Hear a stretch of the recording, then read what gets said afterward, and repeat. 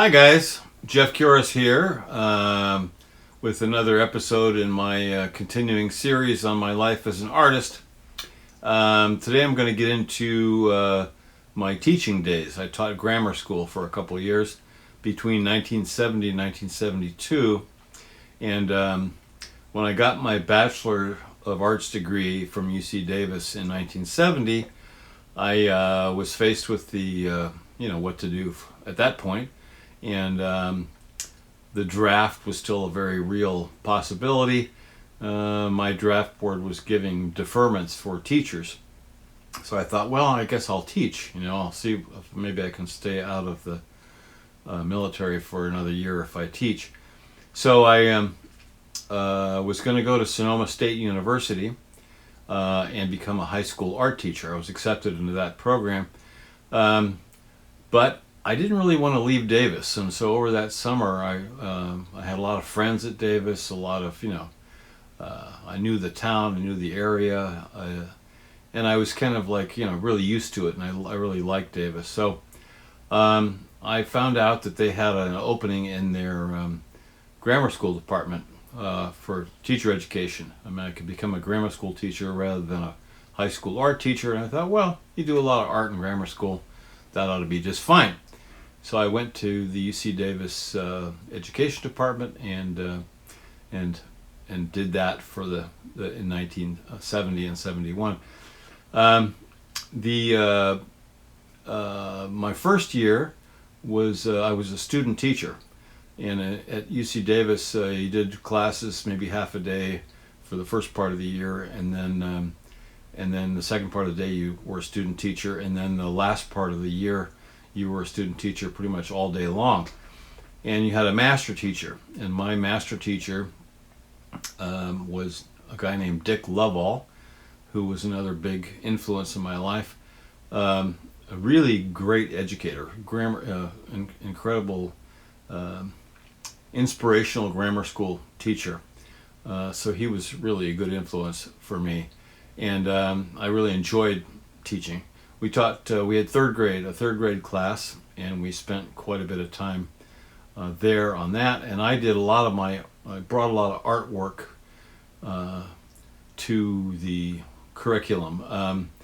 Dick was a person who considered he didn't really know how to draw, wasn't an artist, and so he deferred to me as far as any creative exercises went, and it was actually worked out really well.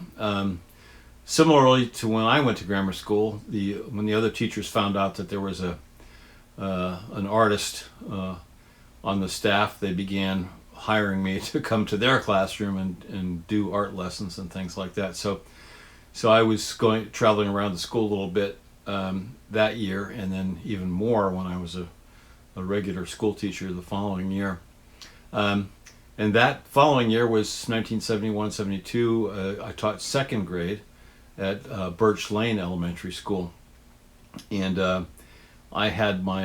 was a master teacher for student teachers, and that was a whole interesting thing. 30 kids, all different levels of ability and creativity and that sort of thing. At UC Davis, the education department asked me to come back the year after I graduated, and with my teaching credential, and teach or give a lecture to the incoming grammar school teachers on how not to stifle creativity in children. And I think they asked me to come up with a topic, and that was the topic I chose. It was kind of a pet peeve of mine that what art had kind of come down to a lot in grammar school was handing out mimeograph sheets of cartoon kind of sheets and things, and having the kids color this in, and they would think, well, that's our art class. And I kept saying, well, maybe you can learn something about color doing that a little bit, but it's just really just an exercise in filling in the lines and that sort of thing. So I lectured that it was not a good idea to do that. What was better to do that is inspire creativity.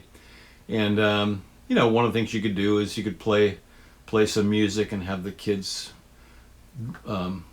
do art based on the music, what they felt in the music and that sort of thing.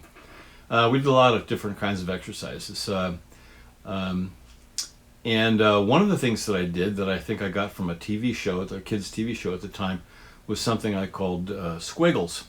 And what I would do is I'd take a piece of art paper and draw just some kind of a squiggly line on the paper, and then give one to each student. I just draw a different one for each kid, give it to them, and say, okay, now make something out of that squiggle. Start with that squiggle and build something, build a piece of artwork with it. And when the kid would come to me and say, "Oh, this one's too hard, give me another one," I'd say, no. Now, let's see, if it doesn't look right this way, if you don't see something this way, then turn it this way. Now, what do you see? Okay, now, if you don't see something there, then turn it this way. Now, what do you see? That kind of thing. And I would never, maybe once or twice I got talked into giving them a different one, but I would generally just ask them to keep looking at it until they saw something, and then build on that. And they actually loved that. They just loved it. It was a lot of creative ideas came out of that, and it's something that, like I said, the kids loved it, and I loved it. And as a matter of fact, I kind of used it as a basis for my own art. A lot of times I just start with a line, and then look at it and say, what's coming out of this, and then complete it that way.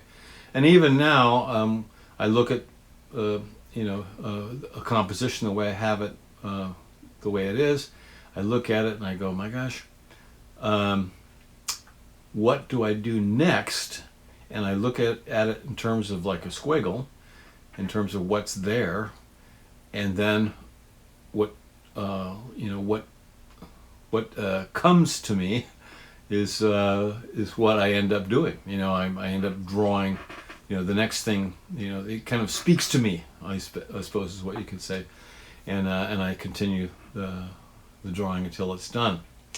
In the summer of 1971, I got involved in Scientology, and some would say that it was a distraction from my art career. But actually, it was ultimately a vital part of my journey as an artist to better understand myself as a spiritual being. And of course, that's going to have a great impact on my art.